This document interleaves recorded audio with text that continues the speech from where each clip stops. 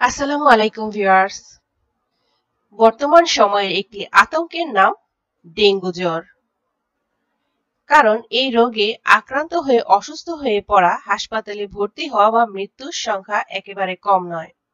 শরীরে কোন লক্ষণ দেখলে আপনি বুঝবেন যে ডেঙ্গু জ্বরে আক্রান্ত হয়েছেন এবং সেক্ষেত্রে আপনার করণীয় কি হতে পারে?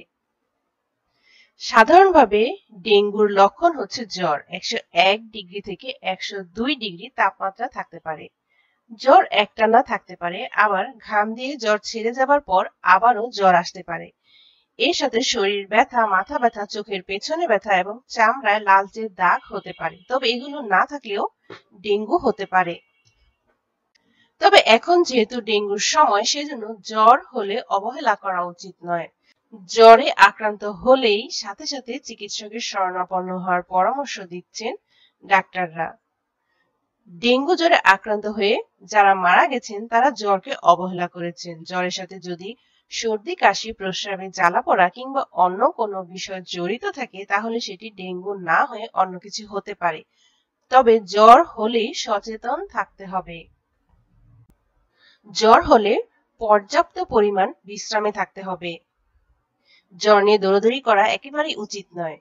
একজন ব্যক্তি সাধারণত প্রতিদিন যেসব পরিশ্রমের কাজ করে সেগুলো না করাই ভালো। পরিপূর্ণ বিশ্রামের প্রয়োজন। প্রচুর পরিমাণে তরল জাতীয় খাবার গ্রহণ করতে হবে, যেমন ডাবের পানি, লেবুর শরবত, ফলের জুস এবং খাবার স্যালাইন গ্রহণ করা যেতে পারে। এমন নয় যে প্রচুর পরিমাণে পানি খেতে হবে, পানি জাতীয় খাবার গ্রহণ করতে হবে। ডেঙ্গু জ্বর হলে প্যারাসিটামল খাওয়া যাবে। স্বাভাবিক ওজনের একজন প্রাপ্তবয়স্ক ব্যক্তি প্রতিদিন সর্বোচ্চ 4টি প্যারাসিটামল খেতে পারবে। চিকিৎসকরা বলছেন প্যারাসিটামলের সর্বোচ্চ ডোজ হচ্ছে প্রতিদিন 4 গ্রাম। কিন্তু কোনো ব্যক্তির যদি লিভার, হার্ট এবং কিডনি সংক্রান্ত জটিলতা থাকে তাহলে প্যারাসিটামল সেবনের আগে অবশ্যই ডাক্তারের পরামর্শ নিতে হবে। ডেঙ্গু জ্বরে আক্রান্ত হলে গায়ে ব্যথার জন্য অ্যাসপিরিন জাতীয় ওষুধ খাওয়া যাবে না। ডেঙ্গুর সময় অ্যাসপিরিন জাতীয় ওষুধ গ্রহণ করলে রক্তক্ষরণও হতে পারে। ডেঙ্গু জ্বরের ক্ষেত্রে প্ল্যাটিলেট বা রক্তকণিকা এখন আর মূল ফ্যাক্টর নয় বলেও উল্লেখ করেন ডাক্তাররা। প্ল্যাটিলেট কাউন্ট নিয়ে উদ্বিগ্ন হবার কোনো প্রয়োজন নেই। বিষয়টি চিকিৎসকের উপর ছেড়ে দেওয়াই ভালো। সাধারণত একজন মানুষের রক্তে প্ল্যাটিলেট কাউন্ট থাকে 1.5 লাখ থেকে 4.5 লাখ পর্যন্ত। ডেঙ্গু জ্বরের 3টি ভাগ রয়েছে। এই ভাগগুলো হচ্ছে এ, বি এবং সি।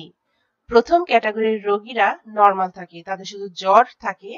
অধিকাংশ ক্ষেত্রে ডেঙ্গু রোগী এ ক্যাটাগরির, তাদের হসপিটালে ভর্তি হবারও কোনো প্রয়োজন নেই। বি ক্যাটাগরির ডেঙ্গু রোগীদের সবই স্বাভাবিক থাকে, কিন্তু শরীরে কিছু লক্ষণ প্রকাশ পায়, যেমন তার পেটে ব্যথা হতে পারে, বমি হতে পারে প্রচুর, কিংবা সে কিছুই খেতে পারছে না। অনেক সময় দেখা যায় 2 দিন জ্বরের পরে শরীর ঠান্ডা হয়ে যায়। এক্ষেত্রে হসপিটালে ভর্তি হওয়াই ভালো। সি ক্যাটাগরির ডেঙ্গু জ্বর সবচেয়ে খারাপ। কিছু কিছু ক্ষেত্রে নিবিড় পরিচর্যা কেন্দ্র বা আইসিইউর প্রয়োজনও হতে পারে। সাধারণত জুলাই থেকে অক্টোবর মাস পর্যন্ত ডেঙ্গু জ্বরের প্রকোপ থাকে, কারণ এই সময় এডিস মশার বিস্তার ঘটে। কিন্তু এবার দেখা যাচ্ছে ডেঙ্গু জ্বরের সময়কাল আরো এগিয়ে এসেছে। এখন জুন মাস থেকেই ডেঙ্গু জ্বরের সময় শুরু হয়ে যাচ্ছে। ডেঙ্গু জ্বরের জন্য দায়ী এডিস মশা অন্ধকারে কামড়ায় না। সাধারণত সকালের দিকে এবং সন্ধ্যার কিছু আগে এডিস মশা তৎপর হয়ে ওঠে। এডিস মশা কখনো অন্ধকারে কামড়ায় না।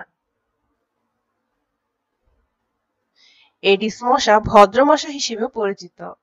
এসব মশা সুন্দর সুন্দর ঘরবাড়িতে বাস করে বলেও উল্লেখ করছেন বিশেষজ্ঞরা। এডিস মশা সাধারণত ডিম পাড়ে স্বচ্ছ পানিতে। কোথাও যাতে পানি 3 থেকে 5 দিনের বেশি জমা না থাকে।